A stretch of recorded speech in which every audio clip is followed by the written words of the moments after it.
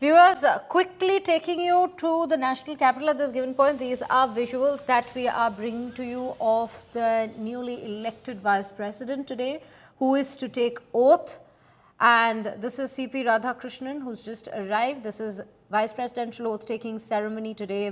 VP-elect Radhakrishnan is to take the oath ceremony at 10 a.m. at the Rashtrapati Bhavan with President Droupadi Murmu, who is going to administer the oath to the Vice President-elect. Prime Minister Modi and his cabinet are also to attend the ceremony. Ex-Vice President Jagdeep Dhankhar is to also be in attendance. Now, sources have said that Rahul Gandhi will not be attending the oath-taking. Rajya Sabha, Leader of Opposition and Congress President Mallikarjun Kharge is to be present at this very ceremony. These are the latest visuals we are bringing to you of the Vice President-elect CP Radhakrishnan arriving right ahead of the oath-taking ceremony. The oath-taking ceremony is to begin only shortly at this given point.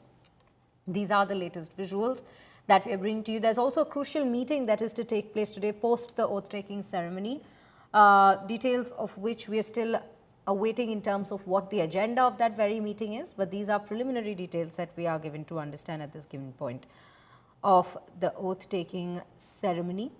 That is to take place only a short while from now, a few minutes from now for that matter. With that, we have Aishwarya Paliwal as well joining us on the broadcast to bring us more details. Aishwarya, these are the latest visuals we are picking up right ahead of the oath-taking ceremony of the VP-elect having reached Rashtrapati Bhavan.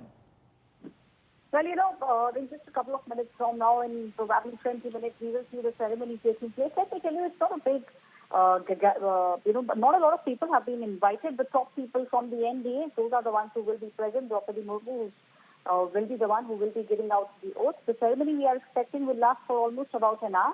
Now, it was a smooth sailing for the NDA. In fact, what's even more surprising is the fact that they got more numbers than what they were expecting. So cross-voting is something which is a reality. The Congress at the moment obviously saying that the cross-voting has not happened from their side, but yes, some other parties, smaller parties, in fact independents also, they are the ones who have now voted in favor of the current VP. So that's also something which is played out with regards to the political scenario.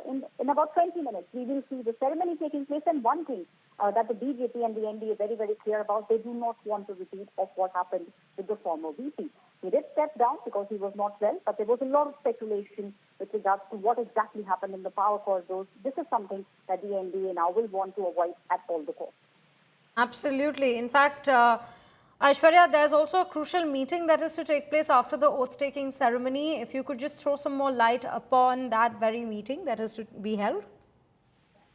Well, what exactly needs to be done next and how will the Rajya Sabha function here on? Because we have seen how the former VP, his tenure was very, very turbulent.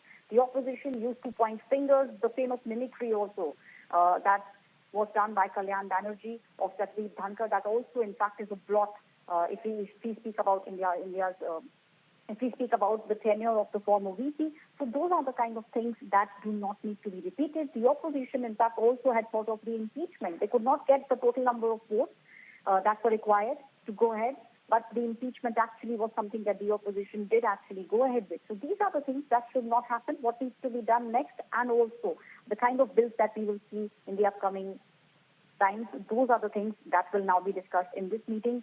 Smooth sailing and not making sure that the opposition also is on the same page as the government. That's something that will be the focus of this very crucial meeting. Absolutely. And when we speak of CP Radhakrishnan, he has been a senior leader from Tamil Nadu, a member of the BJP. He's previously served as the Governor of Jharkhand, Telangana, Puducherry, as well as Maharashtra, which was his last office that he was holding before he was elected as the Vice President. There have been conversations with regards to why he was in fact the nominee from the NDA side, with regards to him being a candidate who represents the South and especially Tamil Nadu. There were several conversations around that as well. Interestingly, let me tell you what he was known as. He was known as the South Cartel, the Atul Bihari Vajpayee of southern India. That is something that CPR was being called because of the way he used to conduct himself and because he's got good ties with all the parties in southern India.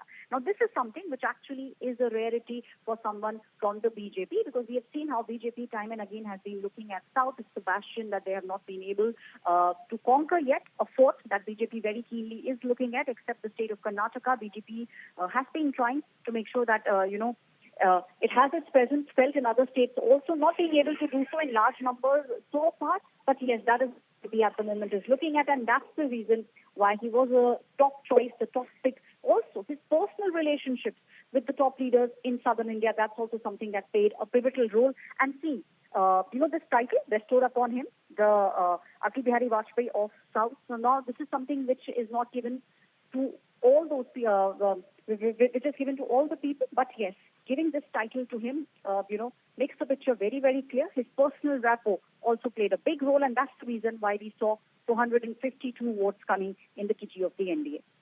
Very interesting choice, very strategic choice by the NDA for sure, Aishwarya. In fact, also speaking, Aishwarya, we'll come back to you. But viewers, these are some of the visuals that we are bringing to you of the Vice President-elect at this point, right ahead of the oath-taking ceremony, who is to reach Rashtrapati Bhavan at this given point. And the oath-taking ceremony is to take place only a few minutes from now. President Droupadi Murmu to administer the very oath.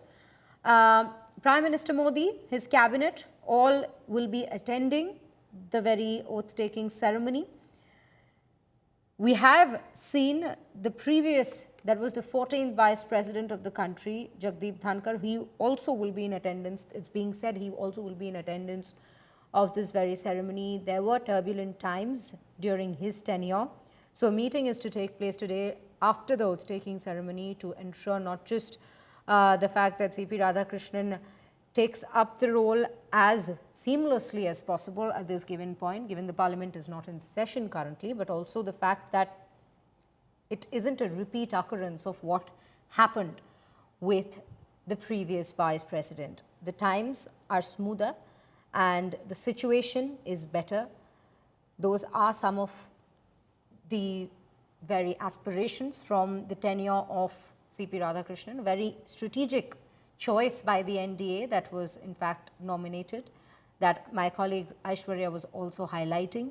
He is known as the Atul Bihari Vajpayee of the South, a title, a label that isn't given to all tall leaders of his status, of his stature from down south. But that is the kind of clout, that is the kind of relation he shares with not just the NDA parties down south, but also other parties in the opposition. In fact, right before his nomination, we had brought to you information with regards to how he had called upon the DMK chief and the Chief Minister of Tamil Nadu, M.K. Stalin, just to inquire about his health, only days before his very nomination. So yes, that is the kind of relationship, that is the ethos that we see in which CP Radhakrishnan has been, in fact, seen as the leader and nominated by the NDA as their candidate, and now is going to be taking the oath as the next vice president, the 15th vice president of the country.